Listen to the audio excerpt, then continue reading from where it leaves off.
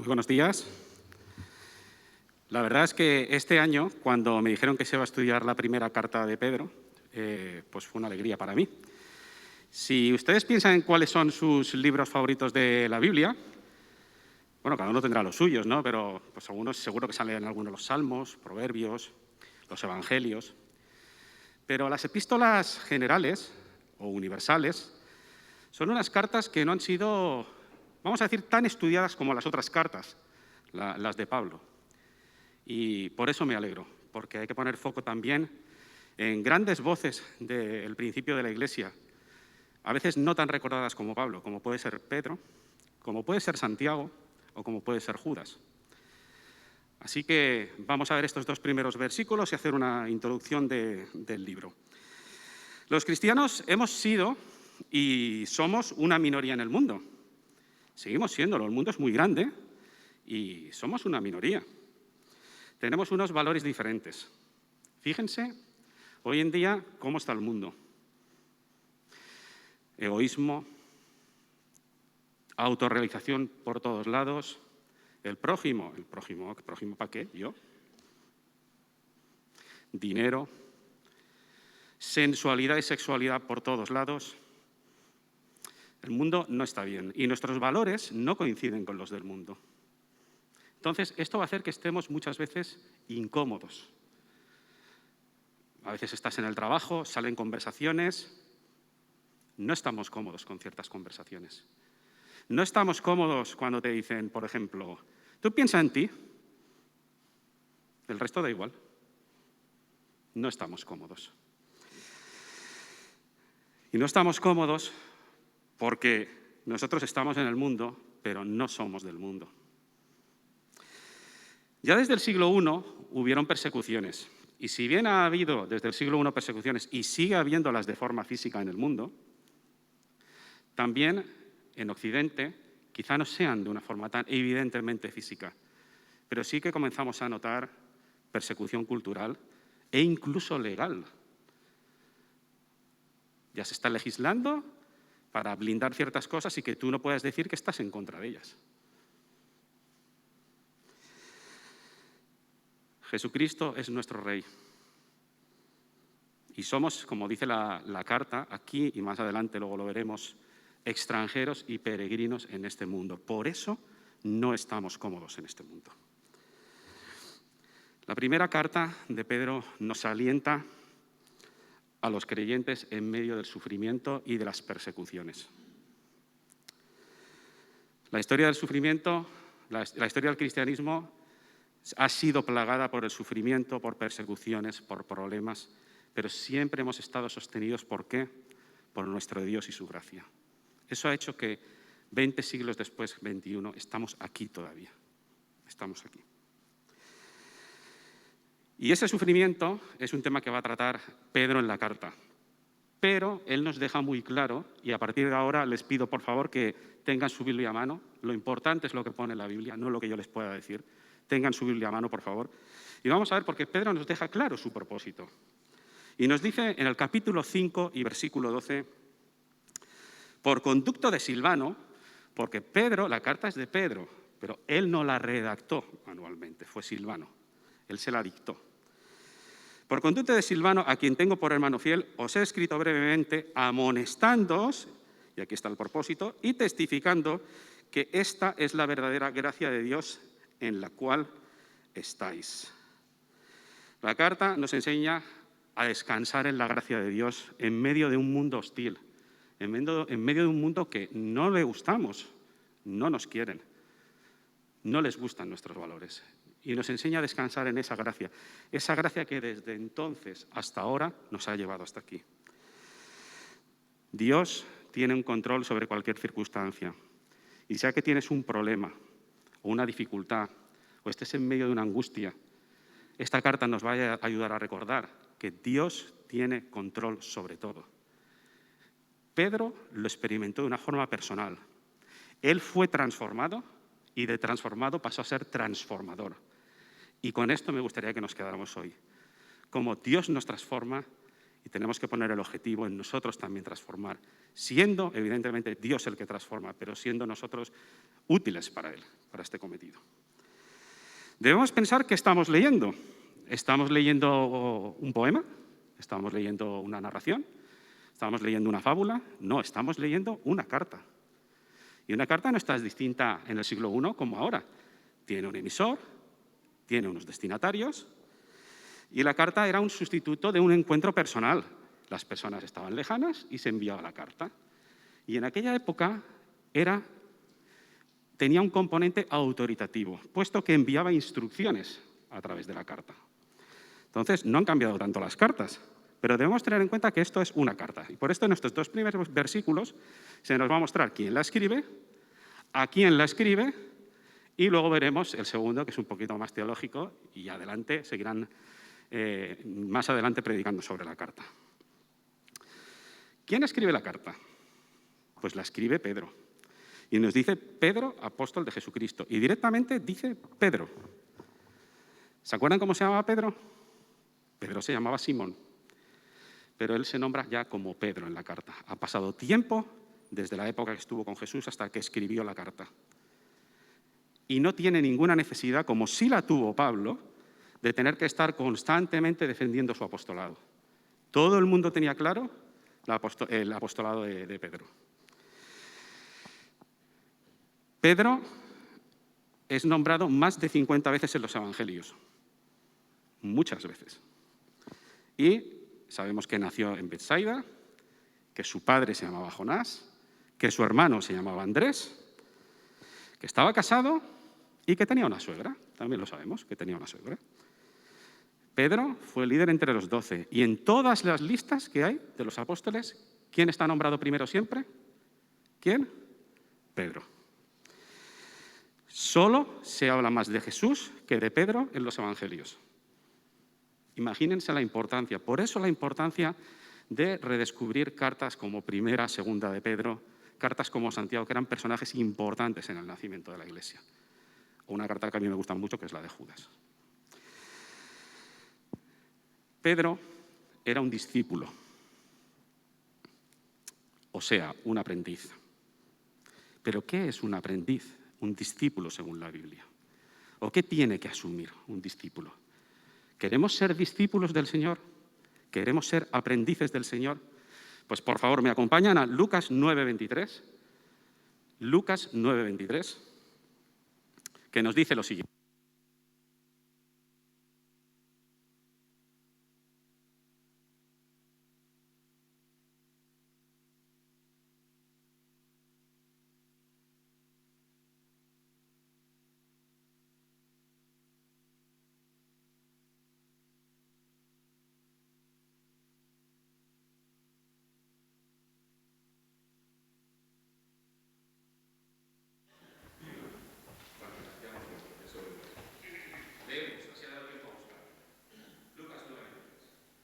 Sobre el discipulado.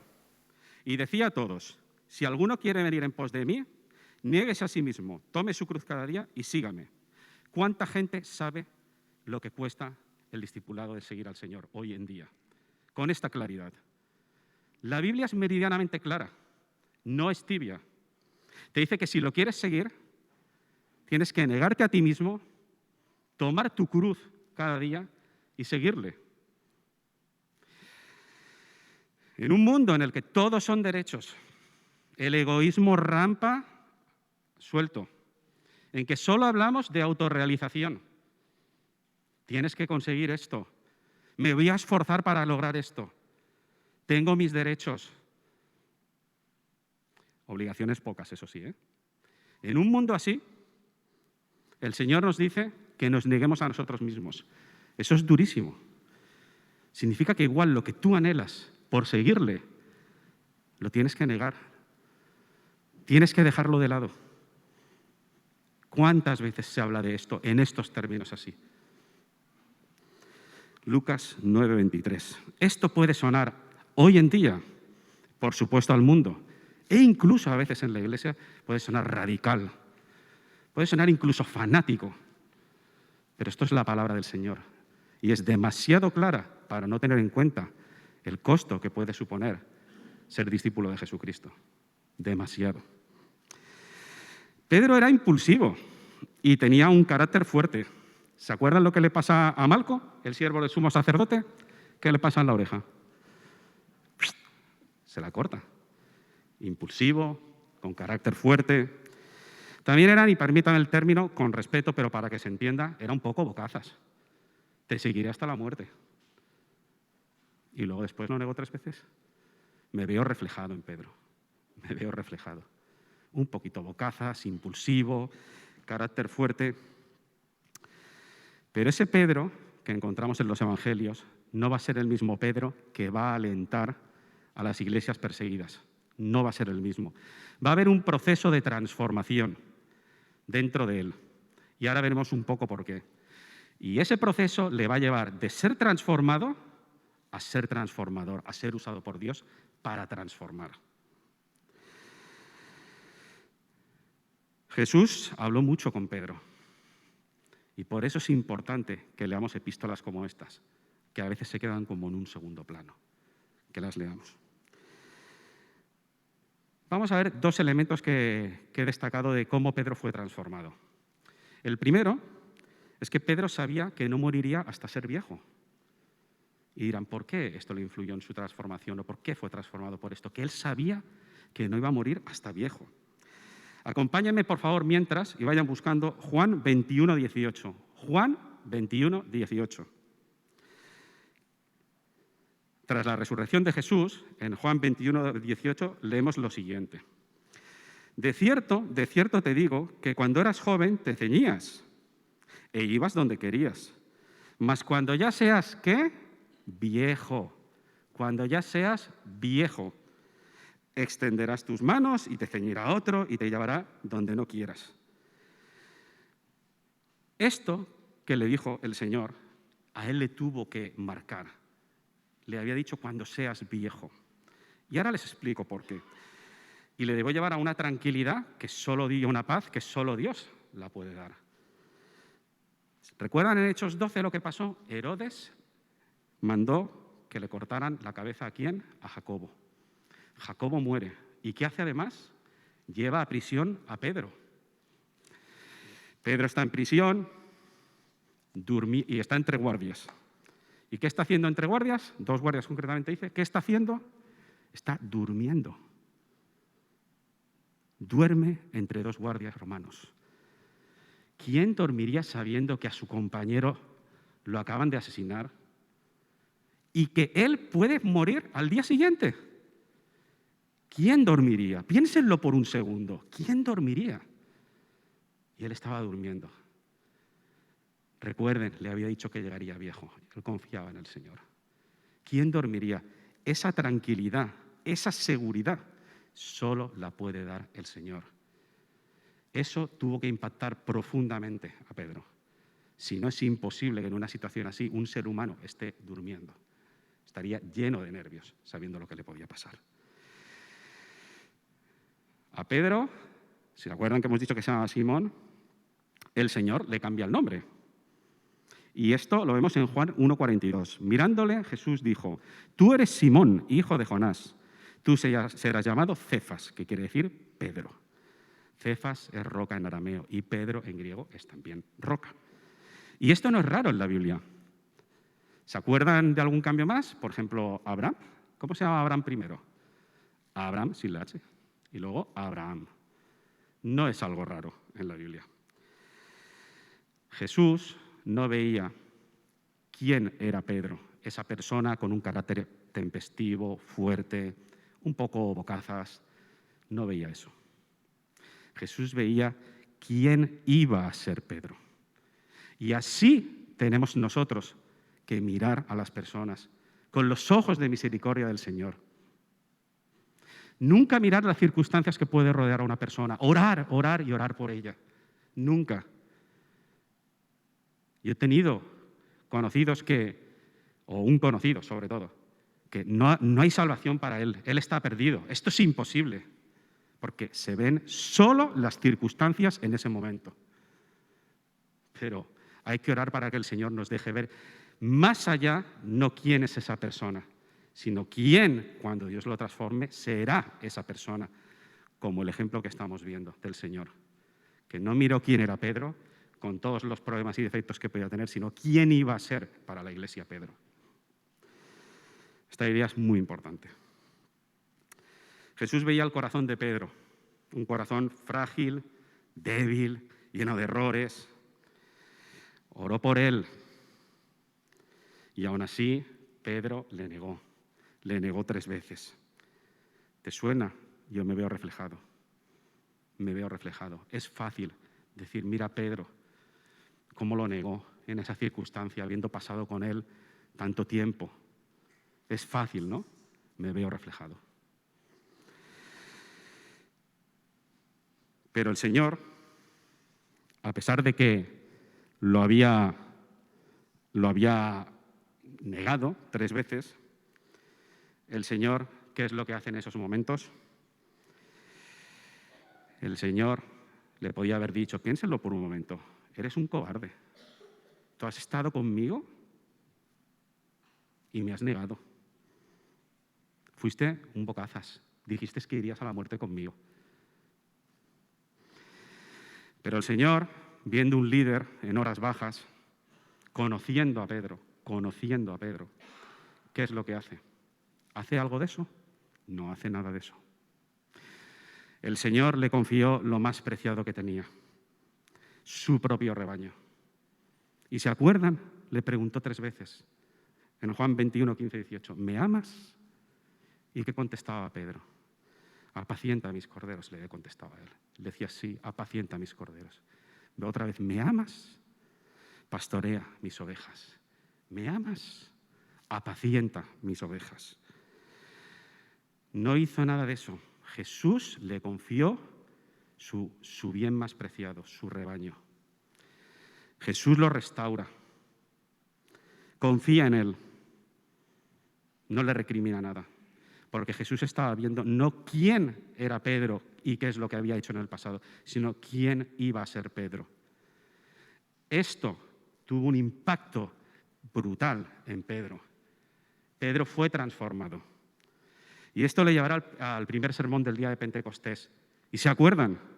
3.000 personas convertidas. Pedro pasó de ser el transformado a ser el transformador usado por el Señor. ¿Se acuerdan de la historia con Cornelio también, el gentil? ¿Se acuerdan? De transformado a transformador. El Señor le había mostrado su misericordia con él. Y ahora mismo Pedro era ya otra persona, que es la que encontramos en las cartas. Dios mostró paciencia con un líder como Pedro. Y nosotros, con nuestros líderes, también tenemos que mostrar paciencia muchas veces. ¿A quién le escribe la carta? Hemos visto un poco de Pedro, pues nos lo explica. Nos dice, a los receptores elegidos extranjeros de la dispersión en el Ponto, Galacia, Capadocia, Asia y Bitinia. El texto, realmente, en el texto griego, la expresión correcta es a los elegidos extranjeros de la dispersión en el Ponto, Galacia, Capadocia, Asia y Bitinia. Todos estos nombres que pronuncia son antiguas provincias romanas. Y para que se sitúen, y es muy fácil, es actualmente Turquía, básicamente, la zona de Turquía. Los receptores estaban localizados ahí, en la zona de Turquía, y se ha comentado a veces, porque habla de la diáspora, dispersión, dice que están dispersos, que podrían ser solo judíos. Además, porque también se había dicho, en Gálatas se dice que Pedro fue comisionado a los judíos. Pero en la carta se ve que no es solo así, sino que también se trata de gentiles. Por tanto, nos vamos a quedar que es a los creyentes, independientemente de su origen, sean judíos o sean gentiles. Vamos a ver un poco, y vamos a entrar un poco en una parte un poco teológica, y retomaremos luego a Pedro después, ¿vale? Es interesante que el término utilizado en el texto griego es elegidos extranjeros. El adjetivo es elegidos y modifica a extranjeros. ¿Te has sentido alguna vez extraño en este mundo? ¿Te has sentido como un extranjero? Porque somos extranjeros en este mundo. Y no lo digo yo. Me acompañan, por favor, en la misma carta, en el capítulo 2 y versículo 11. Pedro va a insistir en este concepto. Y saben muy bien que cuando se insiste en un concepto, es porque se quiere que algo quede meridianamente claro. Ya nos lo ha dicho a los elegidos extranjeros y en el capítulo 2 y versículo 11 nos dice lo siguiente. Amados, yo os ruego como a extranjeros y peregrinos, fíjense otra vez, reiteración, extranjeros y peregrinos, que os abstengáis de los deseos carnales que batallan contra el alma. ¿Ha cambiado algo? El mundo actual está lleno de sensualidad y sexualidad. Y ya en aquella época le está diciendo que se abstengan de esto. Y les vuelve a recordar lo que ya les había dicho en el versículo 1 y 2. Que somos extranjeros y que somos peregrinos. Porque nuestra ciudadanía, como nos dice Filipenses 3:20, está en los cielos. Estamos de paso. Por eso nos sentimos muchas veces extraños en el mundo y no acabamos de cuadrar cuando hablas con determinadas personas. Nos sentimos incómodos con los valores mundanos. El término elegidos, escogidos, era algo que Pablo había aprendido no de alguien cualquiera. Era algo que Pedro, disculpen, que Pedro había aprendido de Jesús. ¿Recuerdan? Muchos son los llamados y pocos los escogidos. ¿Está o no está? ¿Sí? Vale. Marcos 13:20 nos dice, y si el Señor no hubiese acortado aquellos días, nadie sería salvo. Mas por causa de los escogidos que Él escogió, acortó aquellos días. Fíjense, por causa de los escogidos y más fuerte, que Él escogió. ¿No ha quedado claro? Los escogidos que Él escogió. Por tanto, era un término familiar para Pedro. No era un término raro, desconocido. Era un término familiar. Elegir, escoger. ¿Lo es para nosotros? ¿Lo es para nosotros? Pedro lo aprendió de Jesús. ¿Cómo han sido elegidos los extranjeros? ¿Cómo han sido elegidos?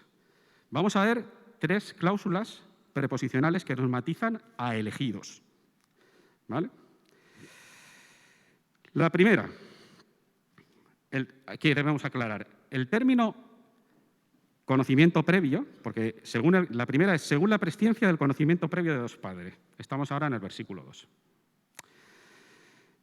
Elegidos según la presciencia de Dios Padre. Presciencia, claro, para que se entienda. Conocimiento previo, porque es una palabra un poco rara, que parece un poquito difícil, ¿no? Presciencia. Conocimiento previo. Por tanto, quitamos de momento presciencia, nos quedamos con según el conocimiento previo de Dios Padre. Esta palabra solo sale 2 veces en el Nuevo Testamento. Solo 2 veces, como sustantivo. Como verbo sale más veces. Esta palabra es prognosis.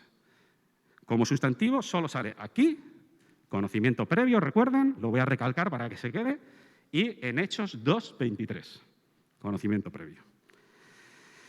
A veces se ha interpretado, ciertos eruditos lo hacen, el conocimiento previo como que Dios en un túnel mira hacia el futuro, ve quién va a tomar una opción por él y entonces lo elige.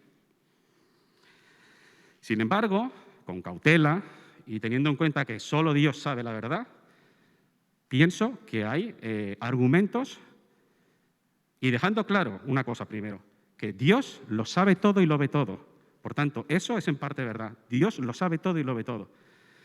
Pero ¿solo es eso? ¿Que Dios ve en el futuro quién va a tomar una decisión por él y entonces él lo elige? ¿Solo es eso? Esa es la pregunta que se tienen que hacer. ¿Solo es eso? Yo creo que esa interpretación presenta dificultades. Y voy a dar 3 argumentos y 2 comparativas por las cuales pienso que no es así.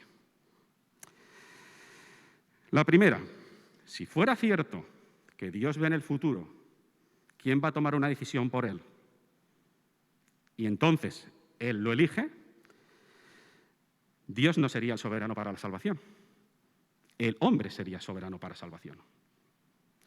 Y esto entra en colisión con Juan 15:16, que dice lo siguiente.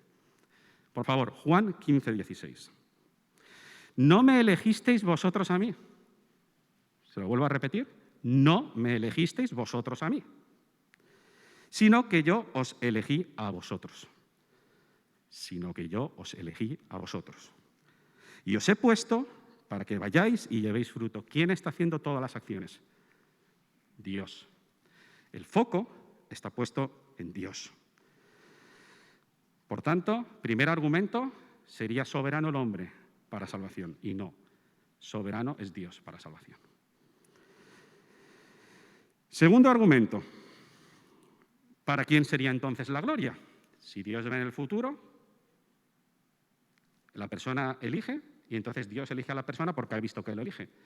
¿Para quién sería la gloria? Para nosotros, porque yo he sido más listo, yo he sido más inteligente, más audaz, más perspicaz, me han educado mejor, me han enseñado desde pequeñito a ir a la escuela dominical. Porque yo tuve en un momento dado una clarividencia que el de al lado no la tuvo. ¿Para quién es la gloria? Esto entra totalmente en colisión con Efesios 2, 8 y 9, que nos dice, por gracia sois salvos por medio de la fe, y esto no de vosotros, pues es don de Dios. Este pronombre tiene en cuenta todo lo dicho antes. Todo. Por gracia sois salvos por medio de la fe. Y esto, por gracia sois salvos por medio de la fe, no de vosotros. Es un don de Dios. ¿Y por qué? Nos lo aclara después. No por obras para que nadie se gloríe. Porque si soy yo el que elijo a Dios, ¿por qué lo hice? Porque fui más listo, más inteligente, me educaron desde pequeñito en la escuela dominical, tuve un momento de inteligencia, un momento de clarividencia, claro, mejor que el otro, que no lo hizo. No. Por gracia sois salvos por medio de la fe, y esto no de vosotros, es don de Dios. Por tanto, la gloria para Dios. El tercer argumento. ¿Puede un hombre no regenerado buscar a Dios? Romanos 3, 10 y 11 nos dice, no hay justo ni aun uno. Tremendo, ¿eh? Ni aun uno. No hay quien entienda. No hay quien busque a Dios. No hay quien busque a Dios. Suena rotundo, ¿no? No hay quien busque a Dios. Y finalizo con un versículo para mí muy importante. Acompáñame, por favor, a ver si lo leemos juntos, a 1 de Juan, primera de Juan, 4:10. Primera de Juan, 4:10.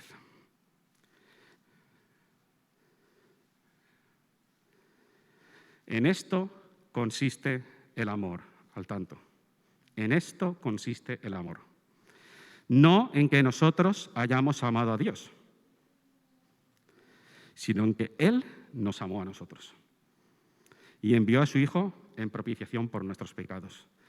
En esto consiste el amor, no en que nosotros, es duro, hayamos amado a Dios, sino en que Él nos amó a nosotros. Gloria a Dios. Él nos amó a nosotros. Después de ver los tres argumentos, brevemente, y cerraremos el paréntesis teológico y volveremos a Pedro, comentar que la segunda vez que aparece el sustantivo conocimiento previo es en Hechos 2:23, al hablar de Jesús, que dice lo siguiente, recuerden que está hablando de Jesús, a este, entregado por el determinado consejo y anticipado conocimiento de Dios, prendisteis, matasteis por manos de inicuos crucificándole. ¿Simplemente Dios estaba mirando en la historia futura, esperando que Jesús eligiera morir? ¿Estaba haciendo eso? No, Dios tenía un plan de antemano. No estaba solo mirando, esperando a que Dios eligiera morir, a que Jesucristo eligiera morir. Tenía un plan de antemano. Dios tiene un plan. Hay acción e intención por parte de Dios. Acción e intención. Y no solo está mirando al futuro, esperando que se tome una decisión por Él, para luego elegir. Hay acción e intención. Por último, en esta misma carta, en el versículo 1:20, sale el verbo proginosko, que es conocer previamente. El otro era un sustantivo, conocimiento previo, conocer previamente. Y también hablando sobre Cristo, y aquí cerramos el paréntesis teológico, nos dice, ya destinado desde antes de la fundación del mundo, pero manifestado en los postreros tiempos por amor de vosotros, Aquí una mejor traducción de destinado sería conocido de antemano, lo que estábamos hablando. Pedro nos está diciendo que simplemente Dios vería cuándo vendría Jesucristo o lo está ordenando, simplemente lo vería. No, Dios tiene un plan, no simplemente está viendo, Dios tiene un plan, está actuando, tiene iniciativa. Quiero dejarles claro que la Biblia nos dice que Dios es soberano, por un lado, que el hombre es responsable, por otro lado. Son temas complicados, la verdad la tiene la palabra, yo solo les he dado unas argumentaciones y será el Señor, cuando estemos en su presencia, quien nos orientará mucho mejor en estos temas difíciles, como antes han comentado, y simplemente quería hacer esta aportación. Hablar de elección sé que puede resultar complicado, pero aquí sale, el Señor se lo enseñó a Pedro y nosotros no tenemos que evadir tampoco el tema. No nos compliquemos por eso con nuestra mente finita, que no logra comprender todo, y disfrutemos que somos hijos de Dios, disfrutemos que estamos en su equipo, por decirlo de alguna forma. Eso es lo que tenemos que disfrutar. Eso es lo que tenemos que disfrutar. El Señor ya nos explicará más adelante. ¿Qué es lo que pasa con Pedro? Esto, el conocer que Dios tenía un plan, el haberle dicho, recordado que todo estaba bajo su control, acuérdense, cuando le dijo que moriría de viejo, cuando él estaba en la prisión. El conocer todo esto para Pedro fue vital, muy importante, porque esto es lo que le traslada Pedro a las iglesias.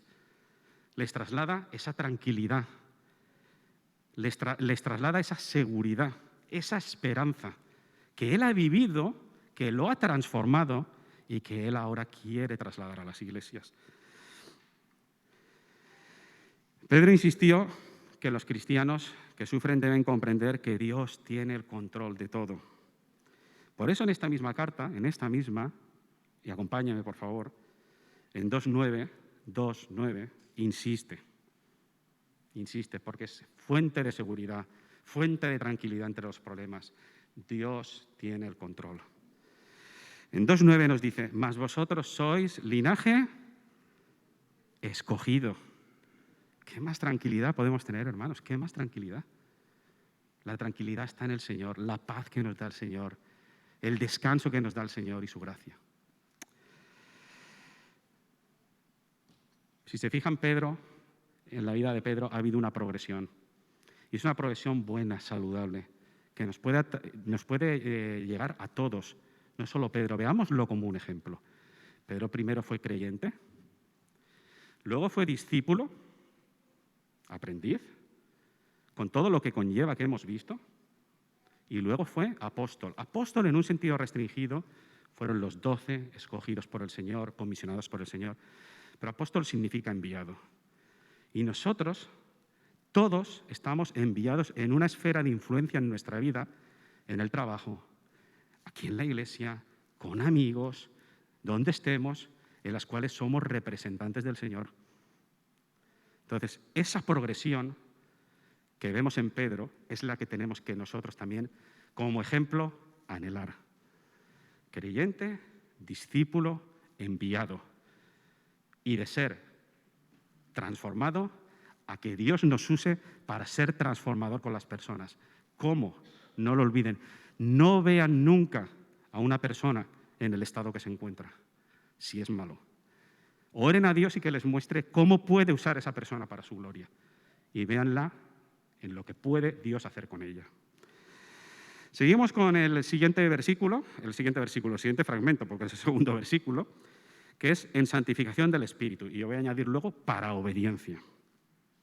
El Espíritu, como todos ya saben, es el agente de santificación y es un progresivo crecimiento de la santidad en la vida de los creyentes. Somos apartados y progresivamente vamos a ir siendo santificados por el Espíritu.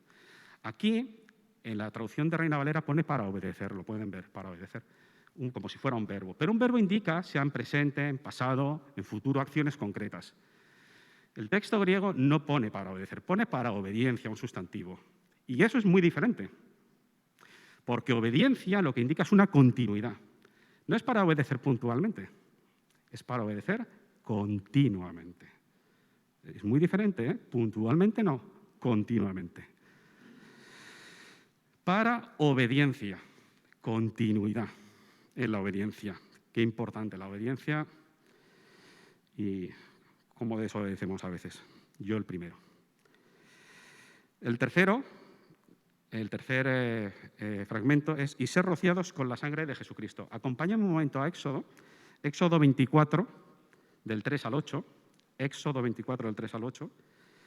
Porque Pedro estaba rememorando el pacto que Dios hizo con Israel en Éxodo. Para ser rociados, para obediencia y ser rociados con la sangre de Jesucristo. Y nos dice, haremos todas las cosas que Jehová ha dicho y obedeceremos. ¿Qué pasa después de la obediencia? Entonces Moisés tomó la sangre y roció sobre el pueblo y dijo, he aquí la sangre del pacto que Jehová ha hecho con vosotros sobre todas estas cosas.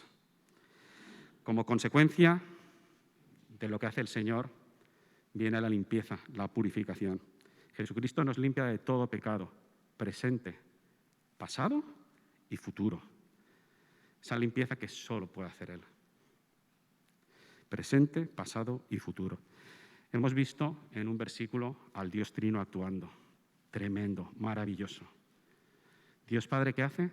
Nos elige. El Espíritu, ¿cómo va actuando el Espíritu para santificación? Para obediencia. No para obedecer, recuérdelo, para obediencia continua. Y después, ¿qué pasa? Que el Señor nos limpia. Señor Jesucristo. Precioso, precioso versículo en el cual vemos al Dios Trino actuando.